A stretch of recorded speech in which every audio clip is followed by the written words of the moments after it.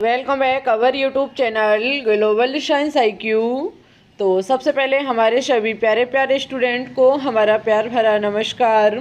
जैसा कि सभी विद्यार्थी जानते हैं कि UPMS CP नेट का रैंक कार्ड जो है वो जारी कर दिया गया। हमारे हिसाब से सभी विद्यार्थियों ने अपना रैंक कार्ड भी चेक कर लिया होगा। अगर आप नहीं जानते हैं कि रैंक कार्ड कैसे चेक करें तो मॉर्निंग ही हमने इस पर वीडियो बनाई है, आप लोग जाइए उस वीडियो को देख लीजिए और अपना रैंक कार्ड देख लीजिएगा, ठीक है, कि आपका कितना रैंक कार्ड बनके तैयार हुआ है। बात करेंगे काउंसलिंग प्रक्रिया की। काउंसलिंग के लिए जो रजिस्ट्रेशन है वो स्टार्ट हो चुके हैं। कैसे आपको रजिस्ट्रेशन करना है, रजिस्ट्रेशन फीस कितनी लगेगी, इस वीडियो में बताया जाएगा। कौन इसमें भाग ले सकता है, साथ ही में काउंसलिंग के लिए कुछ दिशा निर्देश दिए गए हैं, उनको भी एक बार आप लोग देख लीजिएगा, क्योंकि ऐसा ना हो कि दिशा निर्देश आप पढ़े नहीं और काउंसलिंग में भाग ले लें। ओके, एक एक चीज़ हम आपको बताएंगे। आप लोगों से रिक्वेस्ट है कि इस वीडियो को अपने दोस्तों के साथ शेयर कर दें। चैनल पे न्यू है तो प्लीज़ इसे सब्सक्राइब अवश्य कर लें। लोग सर्च करेंगे UPMS SEFI या फिर CP नेट, इसी में आपके पास एक फर्स्ट वेबसाइट आएगी, उसी वेबसाइट पर आपको क्लिक कर देना है। जैसे ही आप इस पर क्लिक करेंगे आपके सामने एक न्यू इंटरफेस खुल के आएगा, जिसमें आप नीचे की तरफ बढ़ेंगे तो यहाँ लिखा हुआ है CP नेट 2024। बस आपको इसी पर क्लिक कर देना है। जैसे ही आप इस पर क्लिक करेंगे आपके पास 3 ऑप्शन खुल के आएंगे। CP नेट के आपके निर्देश दिए गए हैं, CP नेट की सूचना दी गई है और CP नेट 2024 काउंसलिंग के बारे में दिया गया है। बस आपको इसी के सामने क्लिक कर देना। जैसे ही आप इसके सामने क्लिक करेंगे तो यहाँ आपको ऐसा कुछ भी नज़र नहीं आएगा जो काउंसलिंग रजिस्ट्रेशन से संबंधित हो कि काउंसलिंग की रजिस्ट्रेशन इतनी डेट से लेके इतनी डेट तक कराई जाएगी। ऐसा अभी कुछ डेट मेंशन नहीं की गई है, लेकिन रजिस्ट्रेशन की जो लिंक है वो एक्टिव कर दी गई है। इसके लिए आप एडमिट कार्ड वाले ऑप्शन पर क्लिक करेंगे और यहाँ अपने ID और पासवर्ड को भरेंगे। यहाँ ये चीज़ जो आपको नज़र आ रही है बस आप इसको इसमें भर के और लॉगिन पर क्लिक कर देंगे। चलिए हम आपको ये सारी चीज़ें भर के दिखा देते हैं। तो आप लोग देख सकते हैं कि मॉर्निंग यहाँ पर ओनली 3 ऑप्शन थे, एप्लीकेशन डिटेल, एडमिट कार्ड और स्कोर कार्ड का। अभी अभी एक नया ऑप्शन ऐड कर दिया गया है जो कि है काउंसलिंग रजिस्ट्रेशन को लेके। देखिए यहाँ जब आप स्कोर कार्ड पर क्लिक करेंगे तो स्कोर कार्ड पे क्लिक करके आप अपना रैंक कार्ड का पता कर सकते हैं। स्कोर कार्ड पर क्लिक करेंगे तो यहाँ स्कोर कार्ड के नीचे आपका रैंक कार्ड का ऑप्शन जारी कर दिया गया है। लेकिन जैसे ही आप काउंसलिंग रजिस्ट्रेशन वाले ऑप्शन पर क्लिक करेंगे तो आपके सामने लिख के आएगा क्लिक हेयर टू रजिस्टर। तो आपको बस इसी पर क्लिक कर देना है। जैसे ही आप इस पर क्लिक करेंगे ये पेज थोड़ा सा लोडिंग लेगा। उसके बाद आपके सामने यहाँ न्यू इंटरफेस खुल के आएगा, जहाँ आप देखेंगे रजिस्ट्रेशन फ़ीस बताई जा रही है। यहाँ आपसे रजिस्ट्रेशन फ़ीस 500 रुपये लिए जाएंगे, ठीक है।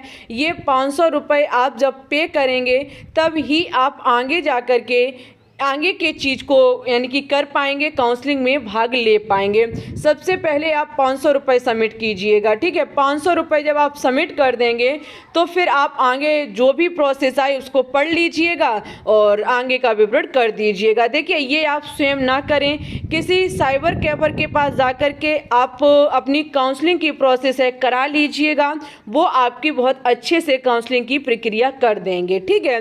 तो यहाँ रजिस्ट्रेशन फ़ीस जो है वो 500 रुपये है। ओके, रजिस्ट्रेशन होने स्टार्ट हो चुके हैं, अभी डेट नहीं दी गई है कि ये कब से कब तक चलाई जाएगी। अब हम बात करेंगे कि CP नेट काउंसलिंग के बारे में कुछ दिशा निर्देश दिए गए हैं। एक बार सभी विद्यार्थी उनको पढ़ लीजिए, क्योंकि अगर दिशा निर्देश नहीं पता होंगे तो फिर काउंसलिंग ऐसा ना हो कि आप जानते हैं नहीं इसके बारे में और कुछ ऐसा कर लें जिससे कि आपका घाटा हो जाए, 500 रुपये चले जाएं और कुछ भी आपको हाथ ना लगे।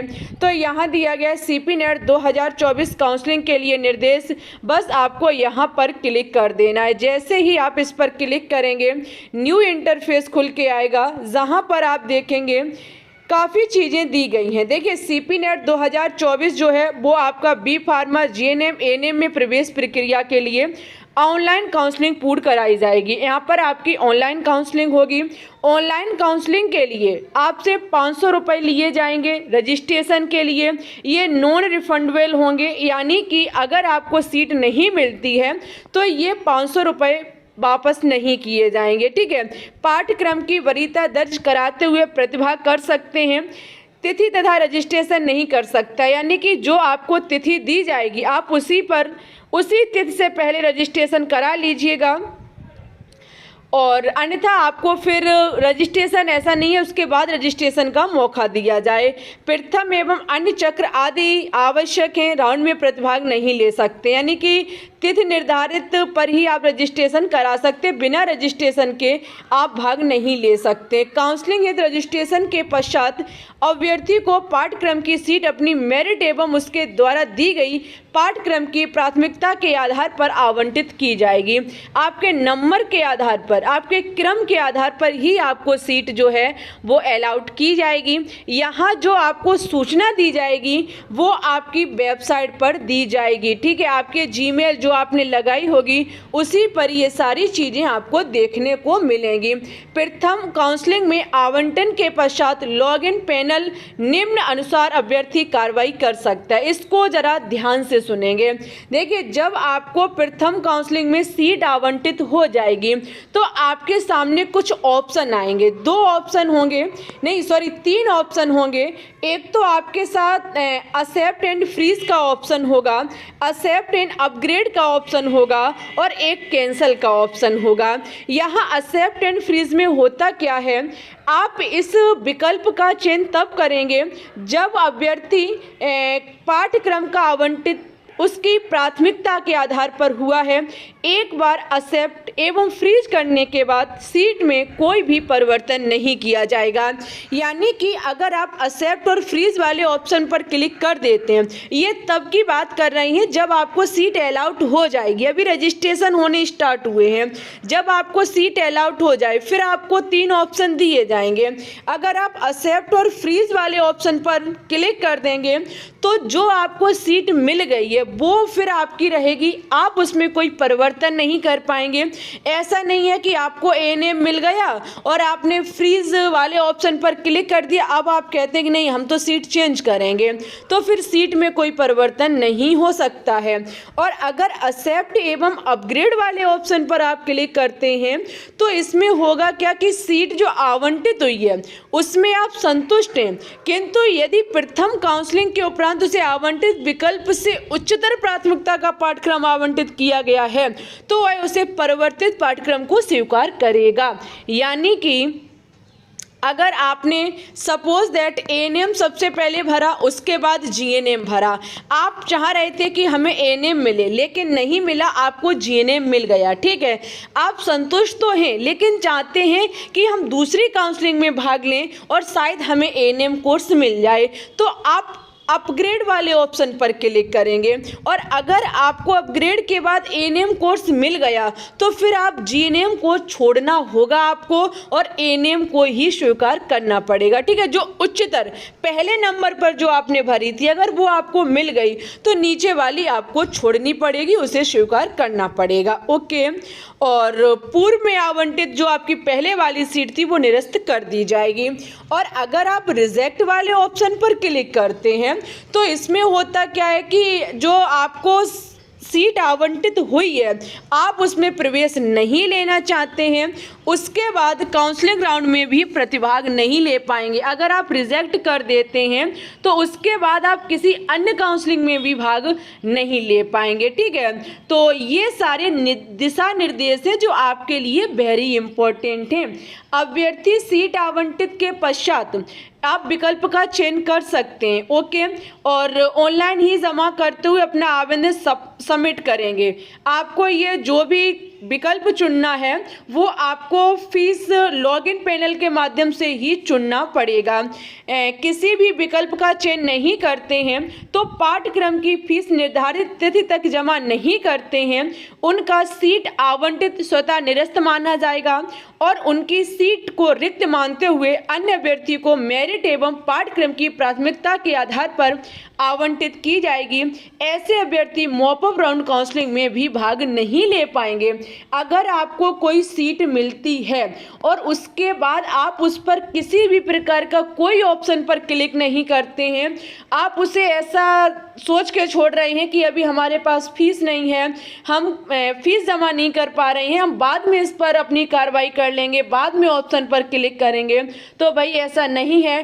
तिथि से पहले आपको निर्णय लेना पड़ेगा, अन्यथा आपकी सीट निरस्त हो जाएगी और आप अदर में भी भाग नहीं ले पाएंगे। ठीक है, और ये सारी चीज़ें जो हैं वो आपको आपकी वेबसाइट पर दी जाएंगी। ओके, ये काउंसलिंग के कुछ दिशा निर्देश हैं, हमने आपको थोड़ा थोड़ा बताने की कोशिश की है।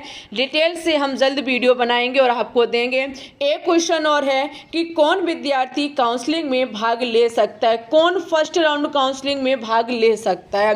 देखिए, लेने के लिए सभी भाग ले सकते हैं, कोई दिक्कत नहीं है, लेकिन ऐसा नहीं है कि आपकी रैंक बहुत हाई गई हुई है और आप इसमें भाग लें, कोई मतलब नहीं निकलेगा।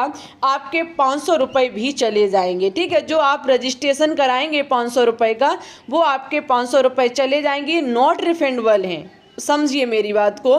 तो जिनकी लगभग रैंक लगभग 300 के ऑलमोस्ट है, वो फर्स्ट राउंड काउंसलिंग में भाग ले लो, आपको चांस है सीट मिलने के। 200 और 300 के बीच में जिस बच्चे के रैंक बनी हुई है वो पार्टिसिपेट कर लीजिएगा, इससे ज़्यादा ना करें क्योंकि कोई फ़ायदा नहीं है। आप सेकेंड राउंड या मॉपअप राउंड काउंसलिंग में भाग ले लीजिएगा और क्योंकि 500 रुपये आपके चले जाएंगे, ये वापस नहीं दिए जाएंगे। ठीक है, अगर आपका कोई सवाल है तो आप कमेंट्स कीजिएगा, आपको नेक्स्ट वीडियो में सारे सवालों के जवाब दिए जाएंगे। वीडियो को लाइक करें, दोस्तों के साथ शेयर करें।